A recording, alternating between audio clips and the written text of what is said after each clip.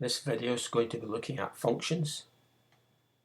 A function relates one set of numbers to another set of numbers. A function can be thought of having an input and an output. And if you input one number, it outputs one number. This results in a pairing between elements of the two sets. The first set is called the domain. So that's the numbers that you input. And the numbers that come out, that's the range. The element you input from the domain has an image under the function. The set of images is a range. So on the left here is the domain elements. There are 3 of them. Each one is paired once. On the right are the range elements. Only 2 elements are in the range, this top one and this bottom one. The middle element here is not in the range. It is not the image of any domain element. It has no arrow arriving at it. So here are 3 possible domains, but only one of them shows a function, the one on the right, which has a single arrow leaving each element, showing it's paired once with an element in the range. Here there are 2 pairings, so that is not a function. And here there's no pairing, so that's not a function. So these 2 are not functions. This one is. The function can be given using a rule.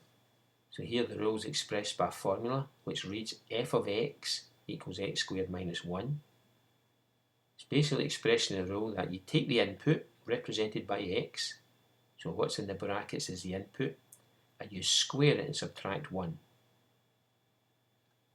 It doesn't matter what the letters are, the letters just represent unknowns. So x is just the input, and the rule is to get the image, square and subtract 1. So if you input -2, you square -2 and subtract 1. That's 4 subtract 1, which is 3. Input -2, output is 3. 3 is the image of -2. 3 is the value of the function when x is -2. In this notation we can read f of -2 equals 3. Now these all mean the same thing. 3 is the image, 3 is the value of the function. F of -2 equals 3.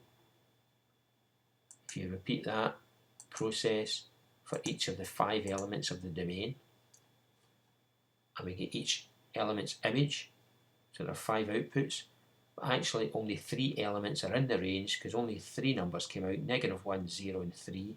These make up the range. The range is the set of images. So the range is -1, 0, 3. The domain was -2, -1, 0, 1 and 2. That was the input. -1, 0 and 3, that's the range. That's the images, the output. That's function notation, it's a formula. There's an alternative notation, rarely used now. This just reads f such that x maps to x squared minus 1, or if you like, goes to x squared minus 1. It works in exactly the same way. To show the pairings of the function, they could be listed. They could be shown in this arrow diagram. 2 has image 3, 2 squared minus 1 is 3. 1 has image 0, 1 squared minus 1 is 0. 0 has image -1, 0 squared minus 1 is -1. -1 squared, take away 1 was 0. And -2 squared, take away 1 was 3. It shows the pairings. Or you can plot these as points in a graph, where x is the input, the domain, and y is the output, the range. These are plotted as 5 points. Usually, with a function such as f of x equals x squared minus 1, we assume you can input anything to it if we're not told otherwise.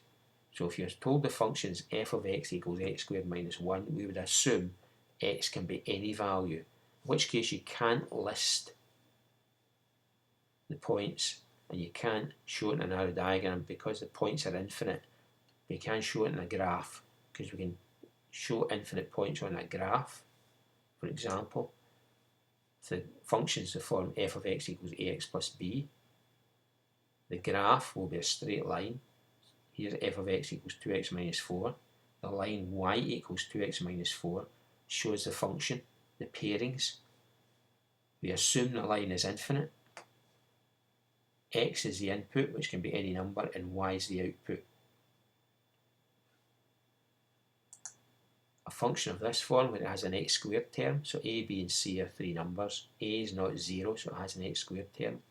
If you were to input anything you like for x, the output would be this black curve, a parabola, and here's a cubic function. Simplest is f of x equals x cubed. Usually they're s-shaped cubic functions, but f of x equals x cubed has this shape. We can input anything for x, and the output will be that black curve. So the graph shows the function. This is the reciprocal function, f of x equals 1 over x. We can input anything for x except 0 because we can't have 1 divided by 0. The graph's this hyperbola. It's got two arms to it. When x is 0, there's no value for the graph. The graph has no value at x equals 0. Now, of these functions, the linear function is covered in the straight line videos. The quadratic function is covered in the quadratic videos.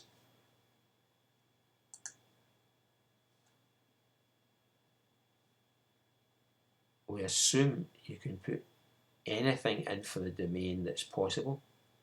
So for example, f of x equals x squared minus 1, any number can go in for x, it's not a problem. But for f of x equals 1 over x, any number can go in except 0 because you cannot divide by 0. So we assume the domain is any number except 0 unless we're told otherwise. F of x equals square root of x, you cannot square root a negative in the real number system. So we assume x can be anything here except negative numbers. So that's expressed as x is greater than or equal to 0. That's 0 or any positive number. Secondly, one input requires one output. When you square root a number like 9, you get 3 or negative 3, two outputs. So that's not possible. So we assume it's only the positive square root here. If we want to say the negative square root, we would put a negative sign in front of it. So to be a function, one output means we'd assume in this case it's the positive square root. F of x equals negative square root x is a separate function. So here's the notation we have to get to know. G of t equals 2t plus 5 just expresses the rule, whatever you put into the function, double it and add 5. It doesn't matter the letter t is used, it could be any letter. It doesn't matter the letter g is used for the function, it could be any letter. So if you want the image of negative 3, replace the t by negative 3, double it and add 5, and that's the image negative 1. This is saying find the value of a if g of a equals 8. It basically means the output, that's the image, is 8. What was the input? So g of a means replace t by a, becomes 2a plus 5. G of a is 8. Solve that for a. The input was 3 over 2, 1.5, 1.5. So in this example, you're given the function. You either input negative 3 or you figure out what the input was when the output here is 8.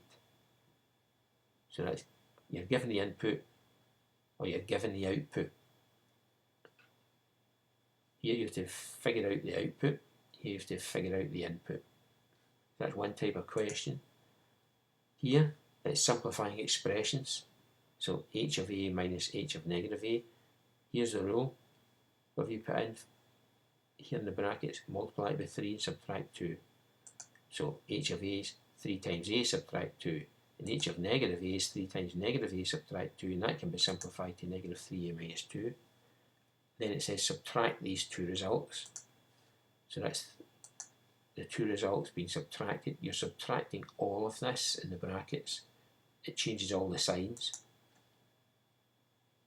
That's multiplying the brackets by negative 1.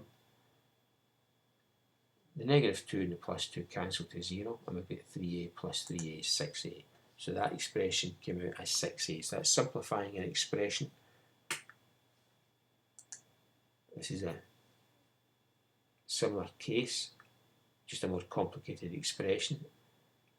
This rule says whatever's in the brackets, it's 4 minus that.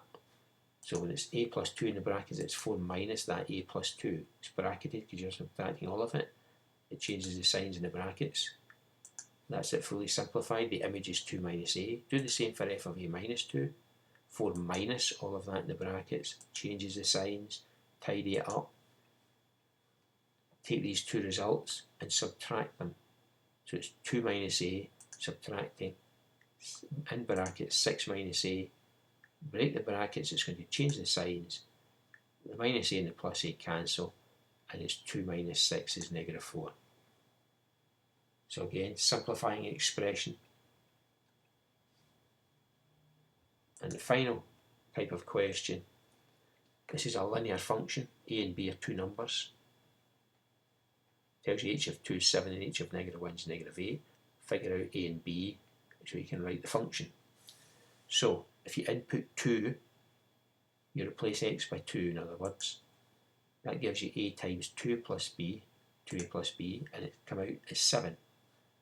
Do the same with h of negative 1. So x is negative 1, a times negative 1 plus b, that's negative a plus b, and it comes out at negative 8. System of equations here, separate videos on that. Subtract these two equations. 2a minus negative a is 3a, b minus b is 0, so they've eliminated, cancelled, and 7 minus negative 8 is 15. So 3a is 15, a is 5, put that in one of the first two equations, doesn't matter which. So we'll replace a here by 5, b is negative 3, so we replace a by 5 and b by negative 3, and we've got the function. This says whatever x is, multiply by 5 and subtract 3. So if we look at x being 2, multiply by 5 and subtract 3, you do get 7. If we look at x being negative 1, multiply that by 5, it's negative 5, and subtract 3 is negative 8. So we can substitute x being 2 and x being negative 1 and check this is the correct function. So that's 4 examples in function notation. If you click the link in the description, you get access to this PDF, which is a worksheet practicing function notation, and it's got the answers. Hope you found this video useful.